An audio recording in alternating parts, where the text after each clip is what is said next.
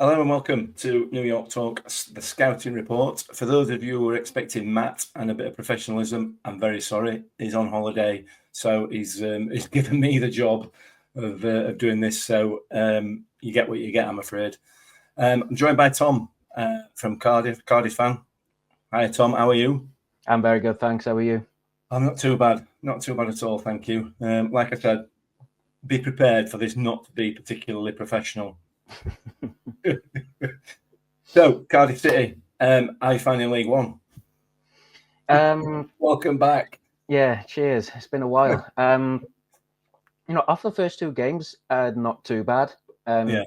We've kind of had two very different experiences in our opening two. We had the game at home, win against Peterborough, which was really good, really positive result for us.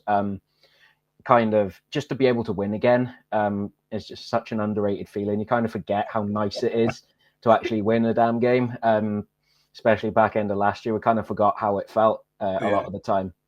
And then last Thursday, we drew 0-0 away at Port Vale, which, to be honest, I don't think really, in hindsight, is the worst result. We played like we should have lost, to be honest. We were kind of lucky not to. But I think Port Vale are going to be a team that a lot of teams struggle against this year. They were just kind of set up properly. They roughed us up really from minute one, and we didn't really quite know how to cope with it. But yeah, game of kind of, it's all a learning experience for us. It's a very young team. We've got new manager, new division. So it was always going to take a bit of getting used to. But so far, I think it's been quite a positive start. Yeah, we had Port Vale at our first home game, and we did really well in the first half, and they absolutely battered us in the second half with 10 men. Darren Moore, no Rotherham fan will thank me for saying this, but he knows his onions. He's not a manager at all, despite the fact he was at Sheffield Wednesday, which we won't talk about. So, in terms of your team, in terms of your squad, coming down from the Championship, obviously, teams or clubs tend to sort of jettison quite a few players. Have you lost quite a few of the players that were with you last season? We've lost a couple. We've lost Callum O'Dowda, which was a huge loss for us. He ended up signing for, I think, Fenerbahce, I think you pronounce it, team in, I want to say, Hungary, which is a shame because that sort of left back, it's a position we were kind of thin on anyway. And he was a real kind of good leader to have in the team. And we lost quite a few boys on the freeze as well. I don't think he renewed anybody's contracts. So again, a lot of experience when Dimi Gutas left, Joe Riles left, Aaron Ramsey left, which, it was a shame to see Rambo go, but, he has to do what's best for him at this stage in his career. Yeah. And, perhaps the return didn't go quite how we'd hoped. And now he's playing his football in Mexico. So that's how great it was. He thought he'd move back to Cardiff so his family could be closer to Wales. And after 2 years, he thought, no, we'll go to Mexico instead because that's the better option. So, but we've still managed to keep quite a lot of players. We've kept Callum Robertson so far. We've kept Yusuf Salek, which I think could be huge. If you manage to keep them, like, once the window closes, kind of just taking down the days now, hoping that a big bid doesn't come in for either. And yeah, there's been a couple of exits, but not as many as I thought they'd be, really. Yeah. We've had wholesale changes since last season, and a big difference in the squad. But the division last year, League One, we've as you know, we've been in and out of League One every other season for the last what feels like 20 years. I think it's actually 12. But the quality in this league last year was so bad. It's as bad as I can ever remember it. I'm not convinced that that's where we're going to be this season. I think things might. I'm hoping they don't. I'm thinking. I suspect things might buck up. If you talked about Port Vale, I think they're going to be a strong side. They're going to be difficult to beat, and a lot of teams are going to set up like that. In terms of the club itself, I know you've had your issues ownership-wise, haven't you, over the years? Where are you at the moment in that in that regard?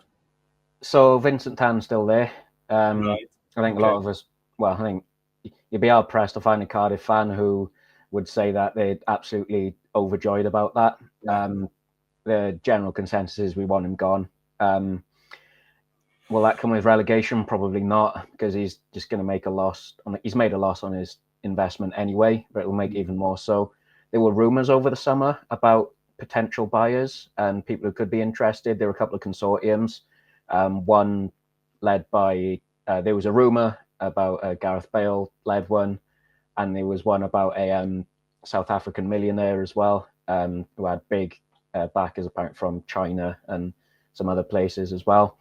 It's all gone a bit quiet. The board came out just before the first game of the season and said there's been no bid, nobody's declared a solid interest, we're not selling up, kind of thing. So kind of, deflated us a little bit. It's not really the news you want to hear when it's been all this kind of positive, sort of exciting rumours going about that apparently we're going to, get a new owner in, just for it not to really come to anything solid. It's a bit of a disappointment, but these things are going to take time. It's something we'll be following quite closely over the coming months, and hopefully one of the kind of rumors can actually come to something, and we can get new ownership in, and really just a new board and an actual footballing presence at executive level at the club every day, because currently there isn't one, and it's kind of showing, and it showed massively last season. Do you think, or the rumours that Tan has a sort of appetite to sell, or do you think is he likely to go down? And this is twice I've mentioned these, and I don't know why. Is he going to go down the Sheffield Wednesday Chancery route and sort of dig his heels in and run the club into the ground almost, which is what he's done? Yeah, I hope not. Yeah. I think there's nothing would surprise me with Vincent Tan, really. If he just, he has enough of other investments, even if he just makes a bit of money back, and get an okay kind of sum. I don't know how much a League One team would sell for, in all honesty. But if he can make a little bit of cash, part of me thinks that he would just kind of take her and go and try to put it all behind him. But kind of the cynic in me, and just knowing the way he is, I can't really see him wanting to sell unless he's making a profit out of it, which you can't really do in football. But it's such a tricky one to call, and I hope he doesn't do the Chancery route, because that would just be catastrophic. Yeah, absolutely. It's a bit of a nightmare. Anyway, more positive stuff. Who should we be looking out for on Saturday in terms of your current team starting 11? I say Ruben Colwill for definite. I thought he played really well against Peterborough. He played well last night as well against Swindon in the Cup. A bit quiet against Port Vale, but then everyone had an off day, really. Yusuf Salak, I think, we're just kind of waiting for that first goal to go in. And I think it is coming quite soon. And as soon as it does, he'll just be, he'll be unleashed at that point. We only signed him in January, and he was probably our best player last season. He's got a good few goals for us in the Championship. So I'd say them two definitely. And hopefully Joel Colwill as well will get a start. He's Ruben Colwill's brother. They both started against Peterborough, and I thought he played pretty well as well. And we've got quite a young squad at the minute. Quite a lot of academy talent coming through in and around the team.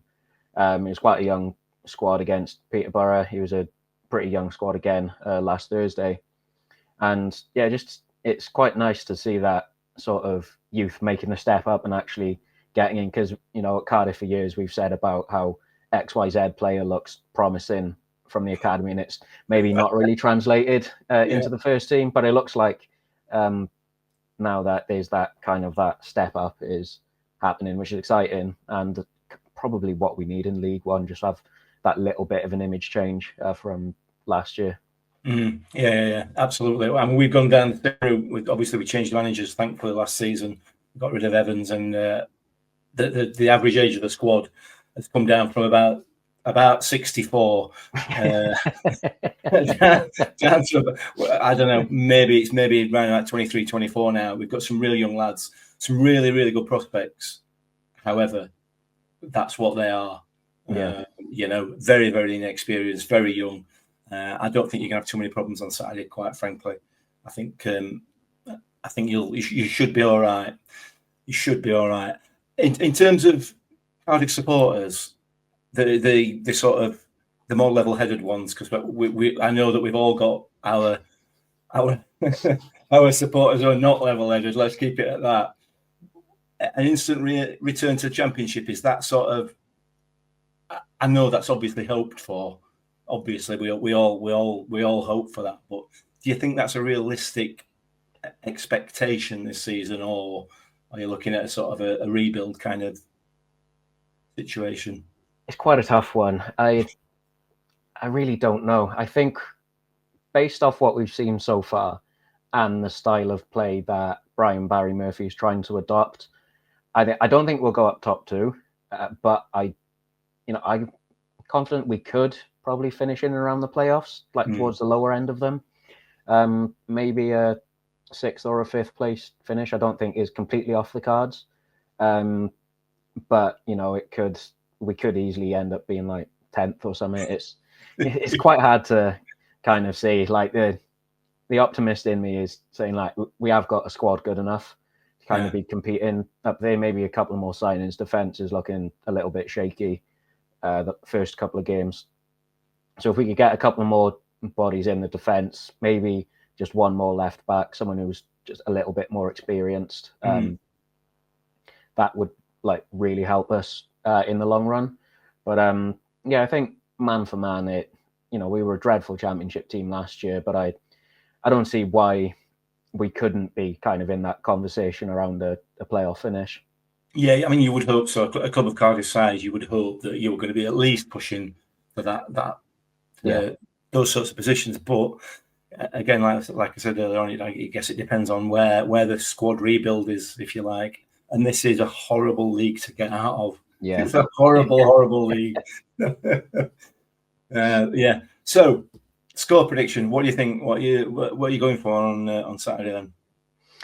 I am going to go for 3-1 Cardiff. I think just to kind of keep the good momentum going. Like I say, we got the result last night against Swindon. We weren't the most convincing at times, but against Peterborough, we created a lot of chances. We created quite a few against Swindon as well, and we were just unlucky that they didn't go in.